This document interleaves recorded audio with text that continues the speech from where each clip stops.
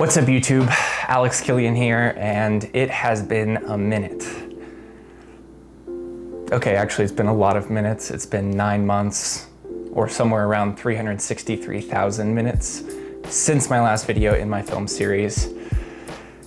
Now today, we're talking about directing actors. If you want to jump right to that part of the video, go to this time here. But if you want to stick around a little bit and hear about what I've been up to these past 9 months, please do. So, these past 9 months, I haven't made any videos for this series. And I want to be upset about that. I want to be mad at myself, especially considering the last video in my film series was all about how I thought I'd finally found this balance between work and life and I could do it all. But shit happens. Life happens. And these past 9 months have been the most challenging 9 months of my whole life. Now there was some really hard stuff, but there was also some really good stuff that happened. Since my last video, I completed writing, shot, edited, and released my short film, ALM, which is up on my channel. If you want to check that out, I would so appreciate it. And it was an incredible experience getting to make that film. I submitted to several festivals. A couple of them I'm still waiting to hear back on, but we got to premiere the film at Horsetooth International Film Festival here in Colorado. And we actually ended up winning Best Colorado Short Film and the Audience Choice Award, which was very unexpected, but so cool. Also, since my last video, I shot and edited 2 seasons of a web series called I Put the Buy in Bidder. I would highly recommend it. Link is in the description if you want to check that out also. Also, this summer I flew to Europe and shot a travel series called Sam Presents the World. Sam, if you're watching this, I am working on the edit. It's like somewhere around 400 hours of footage, so it's a long process, but rest assured that is coming soon and it's gonna be awesome. I also got on set a lot since my last video. I got to act in several short films. There's tons of cool student filmmakers here in Denver making really interesting stuff. I also finally graduated from the Meisner Technique program at Leah Marlene's Actor Studio. This was a 2-year program where I learned the Meisner Technique, and it totally changed my life, changed the way I look at acting and film, and it was incredible. Aside from that, I just got on countless sets, got to shoot some music videos, work on a huge variety of different projects, and meet some really cool people in the Denver film community. It's a great little community we've got here. So while there was a lot of exciting work and projects I got to be a part of, it was also a rough period of time. I got divorced, I moved apartments, and I've just been kind of trying to figure out what life looks like for me now. But I am really excited about the future. I think there's good things coming. I'm excited to be making videos for my channel again, and I cannot wait to see what 2020 holds for me. So, enough about me. Today we're talking about directing actors. This is one of the biggest hurdles I see with beginner filmmakers. You have a great idea, you've got a great script, and you've got everything lined up. But if you haven't worked with actors before and you don't really know how that dynamic works, it could turn a great idea or a great script into something not so great just because you haven't learned how to work with actors yet. So, let's get into it.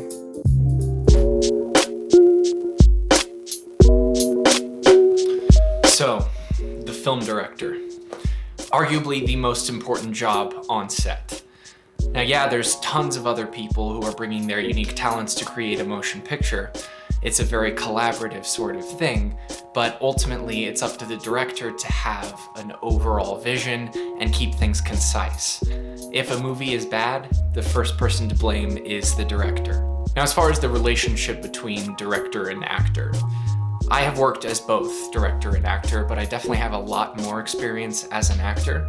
So rather than telling you what a director should do or how to direct your actors, I thought it would be more helpful to list out some of the common mistakes that I've seen directors make as an actor on set. Now the first one, and this is my biggest pet peeve as an actor, is line readings.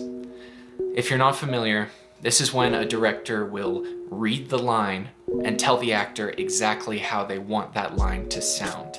The actor will say, "To be or not to be? That is the question."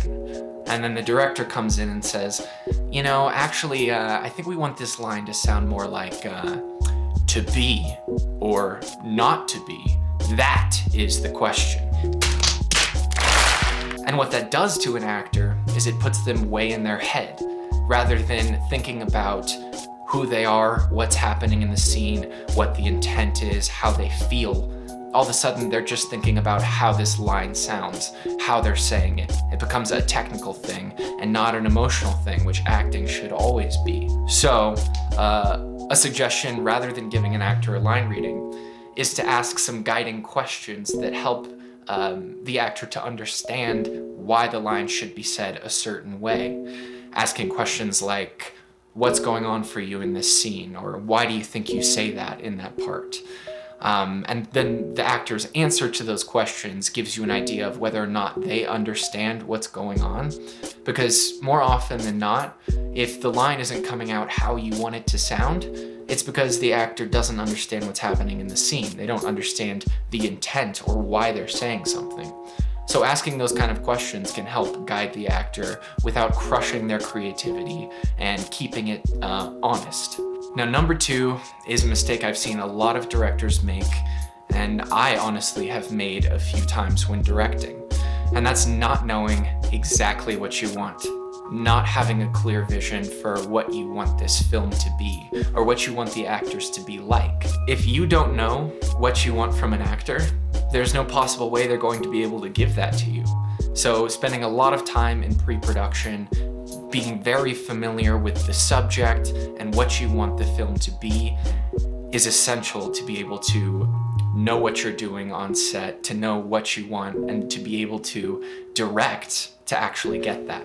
Now, the third mistake is actually the opposite of that, is being too stuck to what you want and not leaving room for other people's ideas, other people's creativity. A film set is the most collaborative artistic environment there is, in my opinion, and it's one of the things I love very most about making films. It's so many different people's perspectives and talents coming together to create one concise thing, and it's incredible and beautiful.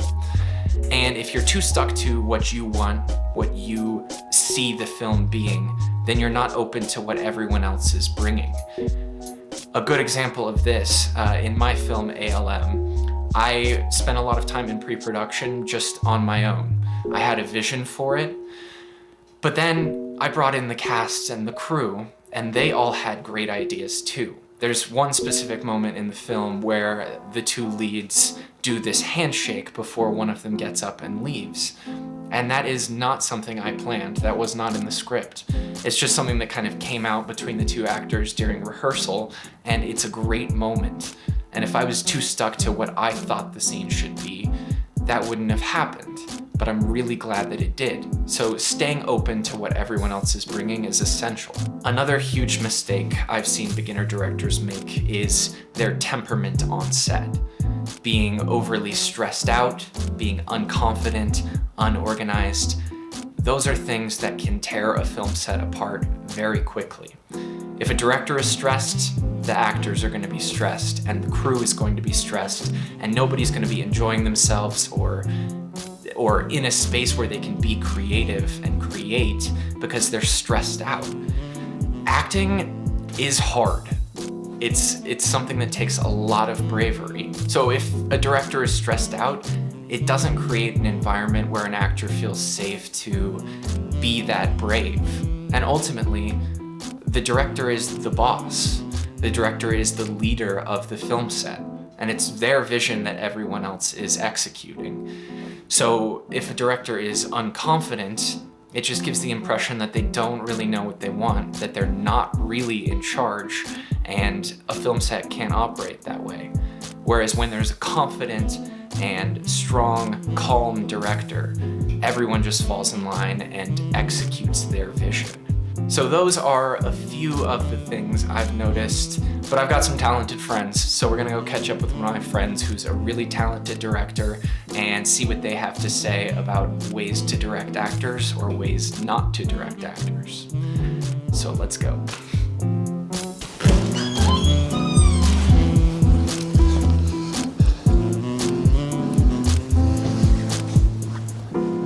Colorado winter. It was literally 73 degrees yesterday.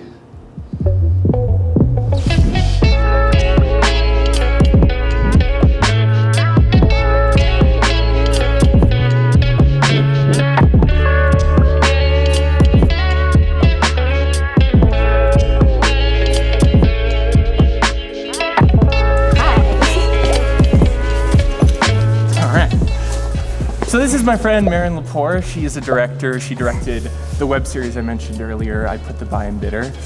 Marin, thanks so much for joining me and braving the weather for this. No, love this. So Marin is a fabulous director, so I figured she would have some good insight on working with actors, what to do and what not to do. Okay, well, first of all, I would say a majority of directing actors happens before you even get on set to shoot. So that's through like casting, callbacks, table reads, rehearsals, because that like gives you a chance to like go through all the background details, like character motivation, like clarifying parts of the story. And even if you can't do like a full rehearsal, I would at least try to get the main characters in a room together.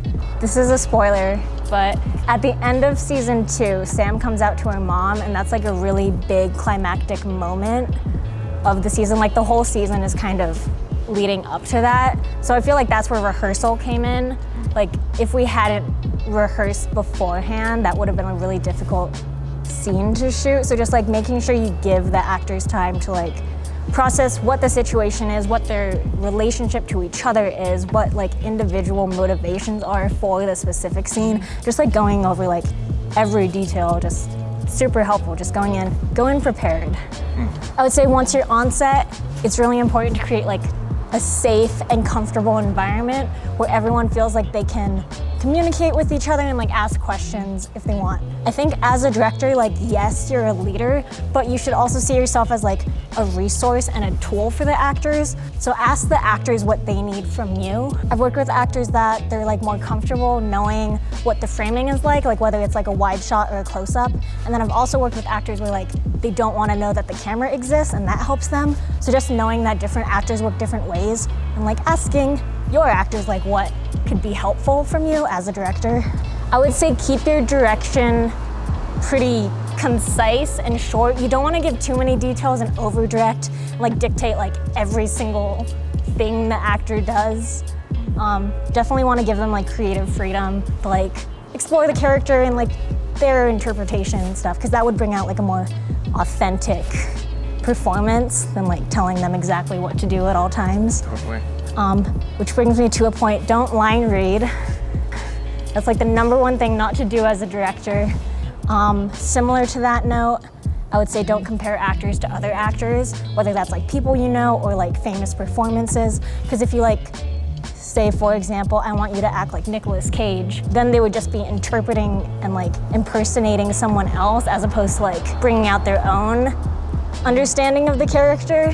When possible, I would try to avoid using like super vague adjectives, like saying like you're sad or you're angry. That doesn't really do anything. Like that doesn't really give them motivation. It doesn't really give them any background information as to why they're feeling that way. That's just like a two-dimensional emotion. So one thing that helps me, instead of using adjectives, use adverbs or like action verbs. Which is like saying you are trying to confront them, you are trying to embarrass them, you are trying to, and you can just like Google lists of action verbs for directors online. That's what I do. I like go through my script and I like go through like the list of action verbs, and I just like write down next to each line of dialogue like what's a helpful little reminder if they need that. I think it's important for every director to take an acting class at one point, like specifically acting for the screen, like acting on camera. It's important to know what that feels like, because like the camera is like very intimate. Oh, another super important thing is complimenting and reassuring your actors, especially like if they're doing a good job or if they're hitting beats that you like, let them know that so they know to like keep doing it. Especially like when I act, it's like you feel very like vulnerable and it's very like personal. So just having that extra reassurance and validation can really like, one, give the actor confidence, and then two, just like make them more comfortable so they're not so like awkward and nervous. Yeah. Well, so there you have it from working director. Marion, thank you so much for joining me absolutely. today. And looking forward to working with you more in the future. Very pumped. All right. Well, that's all for this one, everybody. I hope you got some valuable information about directing actors. If you have any other questions, feel free to reach out to me in the comments. I am always happy to talk about filmmaking. And if you enjoyed this video, please throw me that like, subscribe if you haven't already, and I will see you next time.